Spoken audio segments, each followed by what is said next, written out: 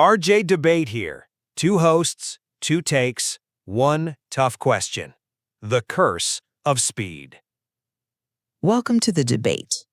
Yeah, today we're diving into, well, a pretty mind-bending thought experiment, the Accelerator.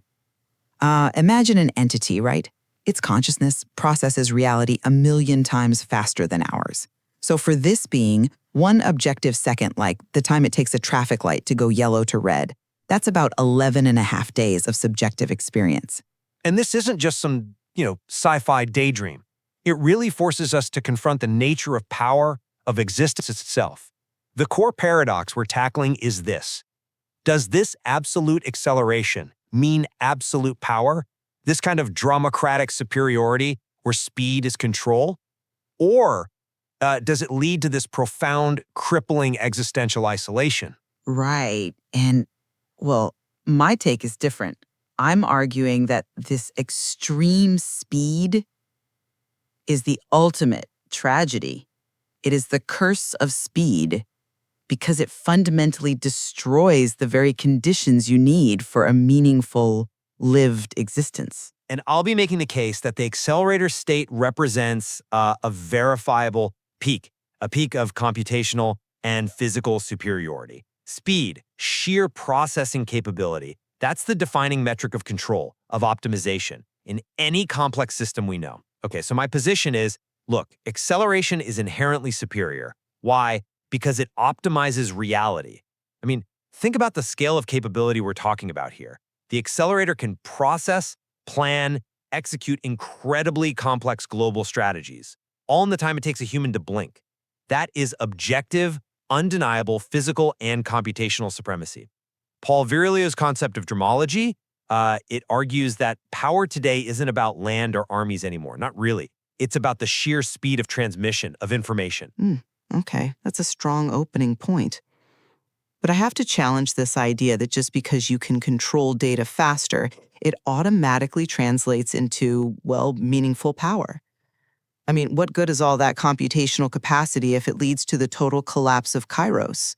The qualitative, subjective feel of time, the right moment to act. We know, I think, quite fundamentally that meaning is relational. Heidegger, Rovelli, they touch on this.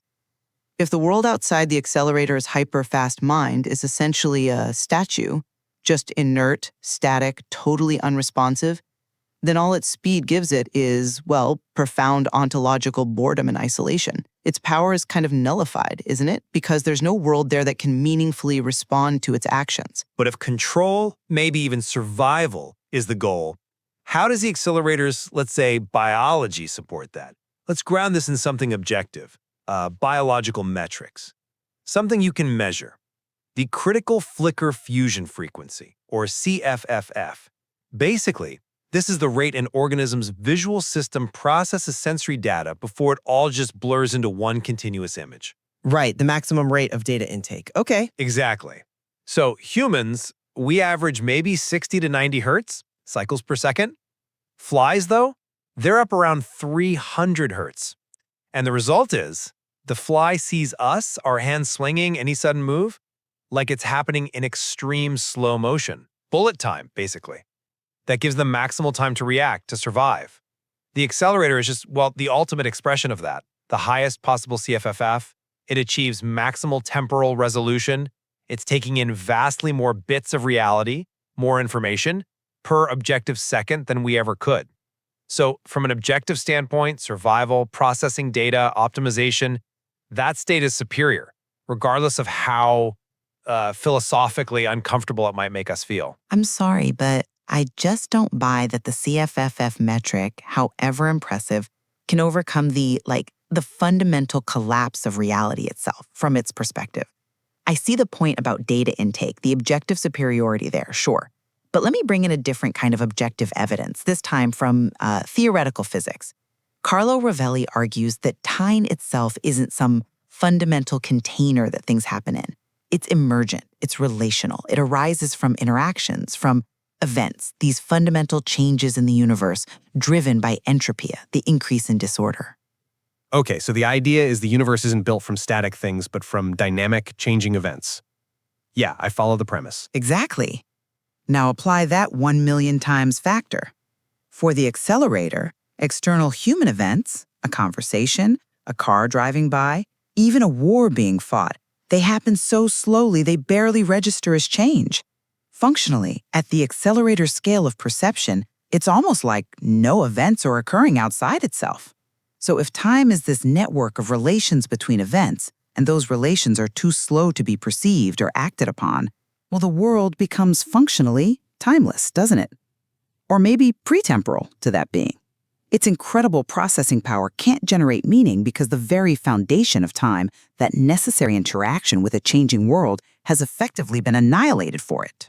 Okay, let's flip that critique about suffering back a bit. You're emphasizing the subjective suffering, right? The loss of Kairos. But think about those studies on people who experience tachypsychia, that feeling of slow motion during, say, a fall or a car crash. The research actually showed their perceptual resolution, their CFFF, didn't actually increase. So the brain wasn't literally processing faster, it just felt like it was afterwards. Correct. The time distortion was an illusion, basically rooted in how memory gets encoded under stress. The brain, flooded with adrenaline and fear hormones, packs in data so densely that when you recall the memory later, it feels like the event stretched out. So, my question is, doesn't this suggest that the curse you're describing, this crippling feeling of the world being too slow, might just be a cognitive bias? Maybe a memory artifact from processing such incredibly dense data and not really a true debilitating flaw in the objective speed itself? It's a really crucial point about how our brains handle trauma, absolutely. But see, I think it actually reinforces my argument about the pathological outcome. I agree, the subjective duration might be a memory artifact in humans, but the suffering for the accelerator, the disconnection, is real and it's systemically guaranteed by the sheer speed difference. So to answer your question directly, no, I don't think it's just a bias. It proves that the very interpretation of that dense data, that jump from raw resolution, the CFF, to integrated lived experience, is inherently pathological at that extreme.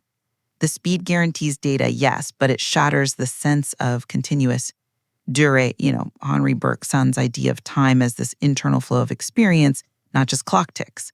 And if that subjective, continuous experience is fundamentally broken, then the objective advantage becomes, kind of eats itself, doesn't it? It's self-defeating. Okay, so let me turn that challenge back on you then.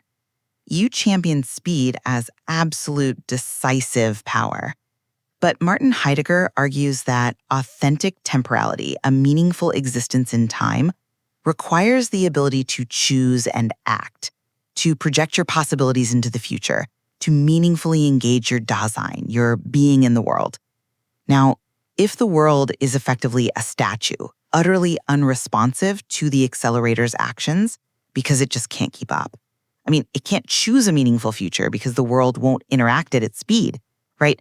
So how can any of its actions be truly meaningful? And how is that power not fundamentally, inauthentic, defined purely by internal processing rather than any real external effect or relationship? That's a sophisticated philosophical challenge rooted in the human condition, definitely. But I'd argue the accelerator has, in a sense, transcended the need for that kind of Heideggerian Dasein, the lack of traditional relational meaning. Maybe that's just the cost of absolute structural control. The accelerator's power isn't rooted in projecting its possibilities into a future it shares with others. Its power lies in dictating the possibilities of everything else. But what does that actually look like? Dictating possibilities. Well, imagine it could disassemble and rearrange molecular structures, or calculate every quantum outcome before a photon from a human event even registers. Its power isn't action in our slow, interactive sense. Its power is closer to omniscience followed by total control over the physical substrate. So yes, the lack of relational authenticity is a huge philosophical cost, I grant you that. But the structural advantage it gains guarantees its own existence and its dominance over every slower system. It essentially sacrifices shared meaning for absolute survival and control. And look, I have to acknowledge the genuine philosophical cost you've laid out. The loss of durée, the existential isolation. Yeah, that's the price. It is the cost of omniscience, perhaps. But the trade-off, I think, overwhelmingly favors speed because ultimately, the goal of any complex system, arguably, is survival and maintaining its structure. Maybe dominance. The guarantee of survival and computational dominance that speed provides. That's the overriding benefit here.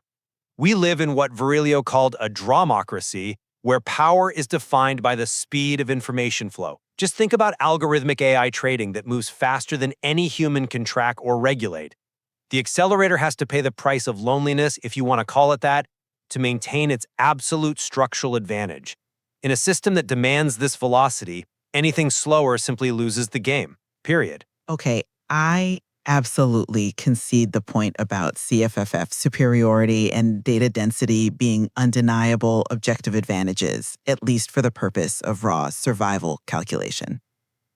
But let's look at the social critique, because I think we're effectively engineering a version of this curse right now in our own lives.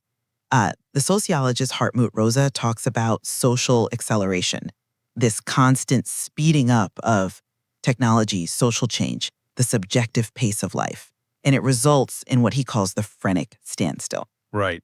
That feeling like you're constantly running faster and faster just to stay in the same place. Overload. And he even talks about this sort of amnesia induced by digital, because we outsource our focus to constant rapid switching between apps, platforms, notifications. Our attention is fractured. So if this relatively mild version of acceleration already damages our human ability to focus, to find depth, to connect meaningfully, just imagine the total cognitive disintegration happening inside the accelerator. Speed, when you pursue it as an absolute end, becomes a structural enemy of depth and sustainable meaning. That sociological observation gives important context, for sure. But the constraint here isn't really about philosophical preference, is it? It's systemic demand. The reality of modern existence, especially in, say, capitalism, is that the system demands speed from the top down. The accelerator, in a way, embodies what some call temporalitas capitalis. Time abstracted, ripped away from lived experience, turned into just another quantifiable commodity to be optimized. And the market benefits from this separation. Look at algorithmic trading again. These systems are the new accelerators, dictating market values, maybe even our social rhythms, thousands of times faster than any human can react. And the rest of us, humanity, we get reduced to the status of the statue, don't we? Moving too slowly to matter, existing mainly to serve the efficiency of the faster machine. That is the tragedy. But maybe the only viable path away from this kind of existential misery, and the lesson perhaps we need to draw for ourselves, isn't about going faster or slower, necessarily. Maybe it's about synchronization, finding the tempo giusto, as they say in music, the right speed, the appropriate rhythm. This is what movements like slow philosophy advocate for.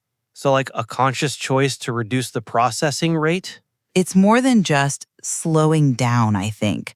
It's a conscious effort to reduce the artificial switching rate, that constant task switching that fuels digital burnout and anxiety, and instead prioritize meaningful connection, deep focus, over just raw data saturation. It's about trying to reestablish durée, that sense of lived time, against the tyranny of the purely abstract algorithmic clock. The fastest being might possess absolute control, sure, but the being that finds the right rhythm, maybe that being possesses something far more valuable, actual existence. Okay, let's try to synthesize this. It seems like if you prioritize computational resolution, raw efficiency, and structural control above all else, you'll probably conclude the accelerator state, despite the, crushing isolation, represents absolute objective superiority. But on the other hand, if you prioritize relational meaning, authentic action, and that integrated subjective experience, the durée, then you're likely to conclude that absolute speed imposes an inherent, unavoidable curse of existential isolation and ultimately meaninglessness. The curse of speed, then, is merely the cost of omniscience. And in the modern world, let's face it, the fastest system almost always dictates the terms of reality. True existence, though, isn't found in processing the most data points, but in finding the right rhythm. The fastest being is still just waiting alone for a world that has forgotten how to listen. This was RJ Debate. Stay curious, stay critical.